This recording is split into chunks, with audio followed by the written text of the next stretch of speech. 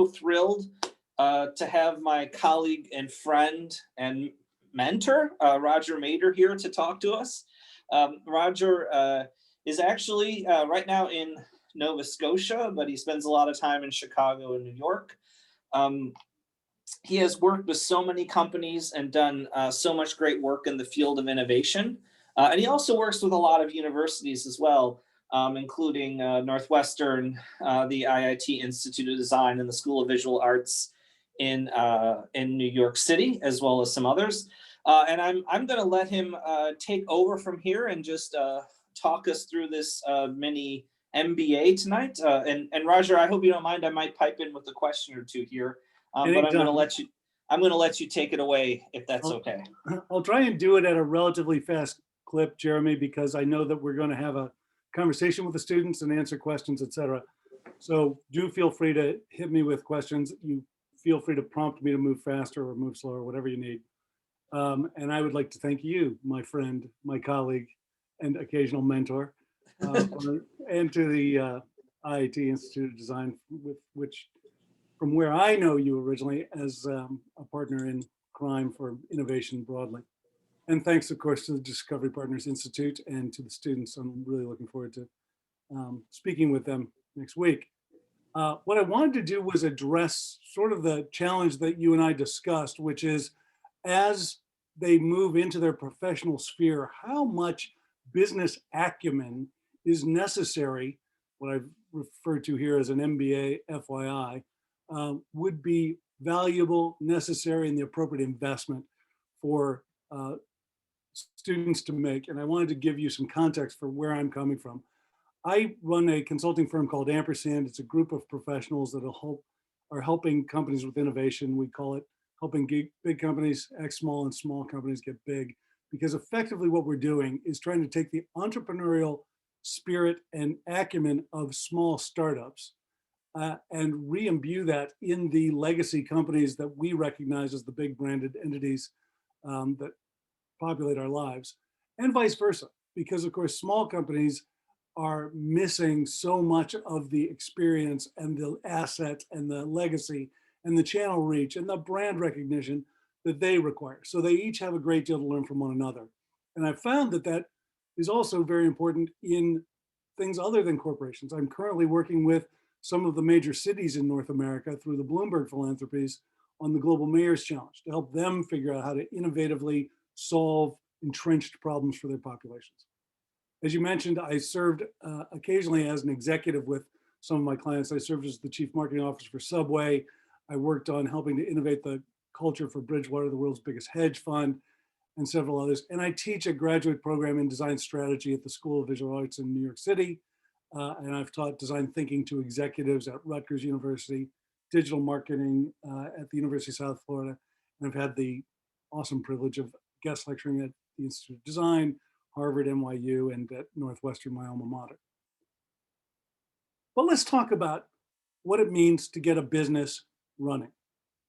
Some of you may have heard of Pete's Submarine, if you're older than I am, because it only existed for a few years in the mid-60s.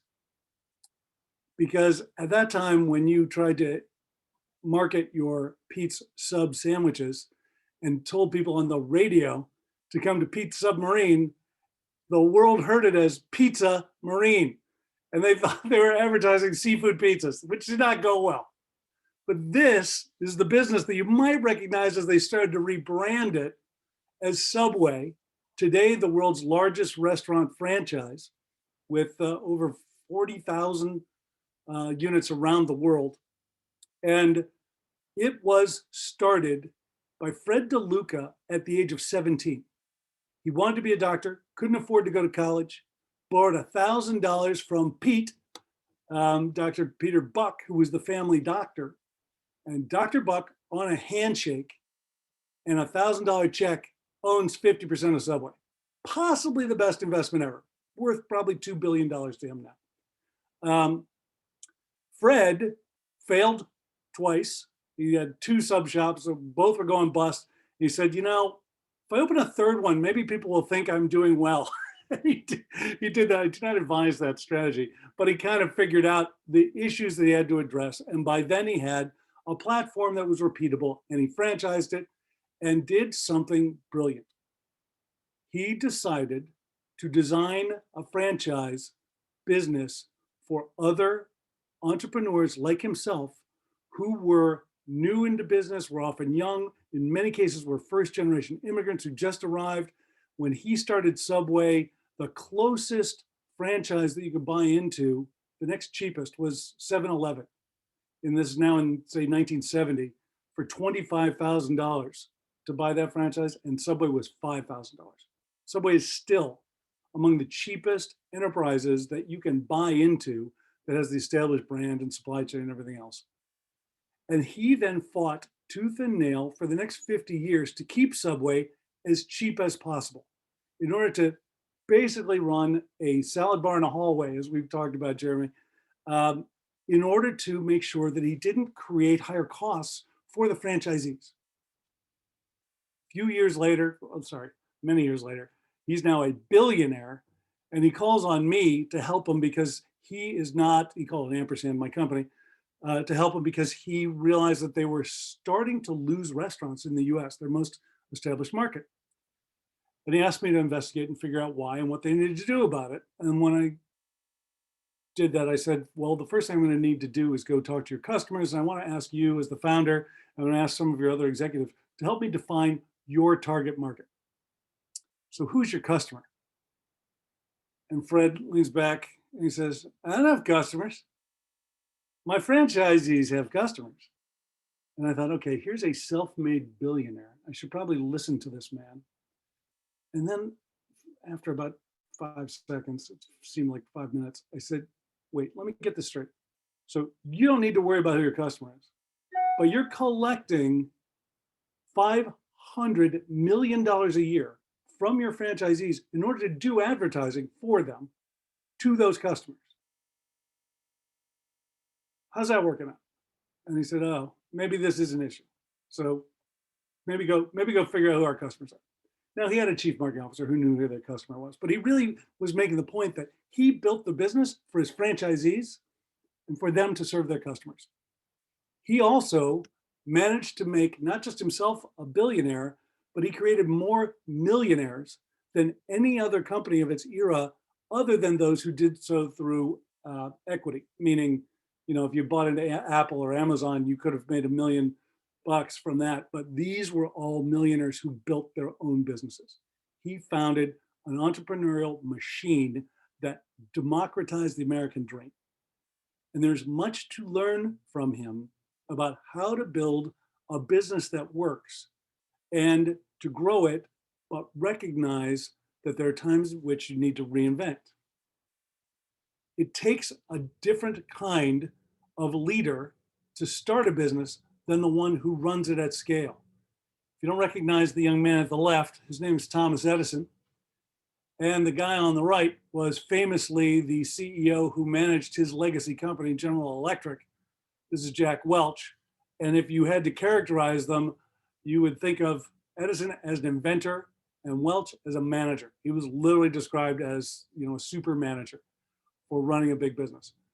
One is starting a business and figuring out how to create an offering that matters and fight through all of the inertia that comes from the legacy of the existing models. For example, when Edison was producing the light bulb, he wasn't inventing the light bulb, but it existed for 100 years. There were working models that had been produced 20 years earlier in Canada and the UK, but no one had introduced a light bulb that was economically viable. They all burned out in 7 seconds. He had to fuss with the vacuum and the filament in order to figure out how to create a light bulb that would work. But the bigger challenge that he faced was that people thought of electricity as the lightning in the sky. It was the most dangerous act of nature. So when he said, hey, we're going to replace the gas, the natural gas that's in your walls and lighting lamps in your rickety wooden homes that are for sure going to burst into flames. And instead, I'm going to give you safe electric light. People recoiled in fear because electricity was the thing that burnt down the church last week. So he had to, as an inventor, not just invent a product, he had to invent an entire new ecosystem of trust in the marketplace? Welch just had to manage a big enterprise. He was a general who inherited an army that he had to, and he managed brilliantly and financially, but it's a very different task. Another young man you might not recognize, his legacy company is called the Walt Disney Company. Here he is on a beach in Brazil in the 1930s, I think, making an animated short. And here's Bob Iger, who is now the chairman of Disney, but famously managed it in recent years and built it to huge value through acquisition for the most part, buying Hulu and a number of other platforms. It's unbelievable. I challenge you to Google Disney Enterprise and look at all the companies that are made up. There's all kinds of graphic diagrams to try and show the interrelationship of the Disney network. It's bananas. And this is the difference between yet another creator and manager. I wouldn't characterize Disney as an inventor, although he did initiate some really marvelous breakthroughs in animation at the nascent stage of that development. But he was a creative engine behind this business versus Iger, who once again inherited a machine to manage. And you probably do recognize these two. Steve Jobs begat his enterprise to Tim Apple. And the legacy here that's important is that what happened in the iterations of Steve Jobs' leadership was about truly having a compelling vision.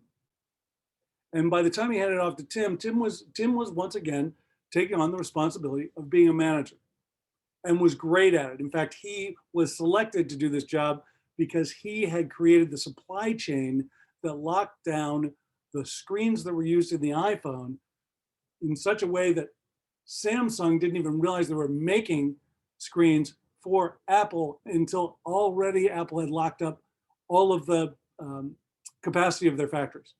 So they put Samsung behind the 8-ball trying to compete with the iPhone, even using Samsung's product. Here's why you could think of Steve Jobs as visionary. And I tell you this because we're going to talk about the importance of being purposeful in your efforts. I think one of the things that really separates us from the high primates is that we're tool builders. And I read a study that measured the efficiency of locomotion for various species on the planet. The condor used the least energy to move a kilometer.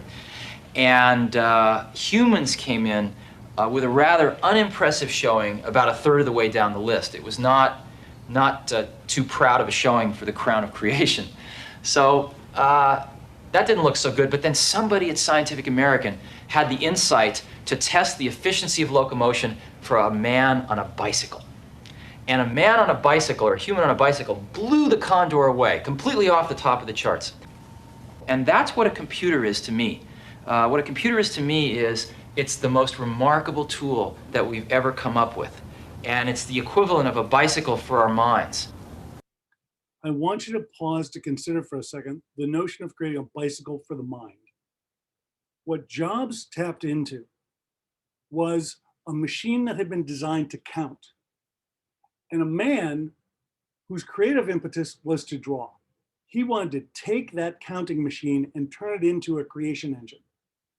And he saw, through buying access to Hewlett Packard's Palo Alto Research Center, Xerox's Palo Alto Research Center, some of the next generation of computing that would make that possible, including a mouse, a digital interface, a cursor on a screen.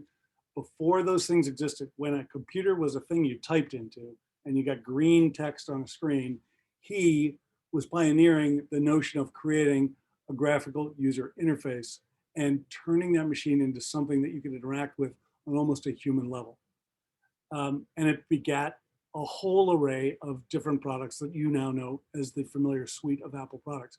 In all cases, when you look at any of those products, including even the software tools like iTunes, for example, what you can see is the impetus to create bicycles for the mind. Whereas a bicycle takes advantage of a human's innate gyroscope in order to allow you to propel yourself more efficiently, more effectively than a condor, which takes a massive wingspan and just rides around on airstreams all day. So for a human to be able to beat that is impressive. And it's because of the ingenuity of being able to build a tool that makes that possible. So how could we build a tool that liberated creativity? A bicycle for the mind, in effect, whereas in the past it was just used to liberate our ability to do math faster and better. This is the campus at Stanford University, which is currently rated to be the best business school in the United States. These ratings go up and down by different scores for different periodicals, so don't take it to heart, but it is a brilliant school that was at the heart of the foundation of Silicon Valley, but it would not have existed as a business school without some prior efforts. When you think about the curriculum of an MBA, no matter which university you look at, they all roughly boil down into 5 different domains. They talk about leadership, markets, finance, strategy, and operations. And they do that in a stratification across typically a couple of years. So you're taking modules across those. It's not lumps is the way I've depicted them here. But they are mostly designed for Jack Welch, not for Thomas Edison. They're designed to manage a business, not to start one. It is not typically geared toward the entrepreneur. And there are exceptions to that, of course, but for the most part, you should think of this as everything you need to know to run a company at scale, not to conceive a new offering, not to design a new company. And it is useful to distinguish the two. To the point about Stanford's importance at the center of Silicon Valley, it wouldn't exist as a campus without this building preceding it, which is the garage where Hewlett and Packard met in order to create their first products after they graduated from the engineering school at Stanford. And their work and the ultimate formation of Hewlett Packard, which is called that, not Packard Hewlett, because they flipped a coin to see whose name would go first. That garage is considered to be the birthplace of Silicon Valley. And without that engineering competence that created so many new enterprises, semiconductor, hardware, and software in Silicon Valley, and now electric vehicles, you would not have a business institute at Stanford University. As you think about translating all of that into your efforts, I want you to consider the idea of designing your enterprise from the top down. And here are the elements that I would tell you, whether you're an entrepreneur or Jack Welch running a monstrous enterprise, that you need to think about. Let's start with the P at the top. Declare your purpose. Why do you exist? Why will the world be a better place because of what you're trying to do? And it can't be because of a product. It can't be because you're going to introduce a light bulb. It's because you are going to illuminate the world. It's because you are going to liberate people from darkness and from the risk of death because of, unlit gas main. There are lots of ways for you to position yourself to make a difference in the world, but increasingly, particularly for students of your generation, people are choosing the companies they work with based on an affinity for the purpose that they declare. So it's vital that you understand not just a thing you want to make, but a difference you want to make. Declare that first. Then know your market. One of the things that Jeremy and I are constantly working with our clients and students to understand is that it begins by knowing whom you serve. Get out there and understand not only who are they, but discover the demand that they find frustrated today. What do they need that they don't get? Find the pain. Be a good doctor, diagnose those humans, and discover what ails them so that ultimately you can craft a supply that matters. This is maybe the most important insight of my career, that we as human beings tend to worry about creating the product first and about the customer second. And that is a exercise in frustration. It makes you a terrible gift giver if you're thinking about the gift and not the recipient. I encourage you to always think about whatever you're creating first in the context of your customer.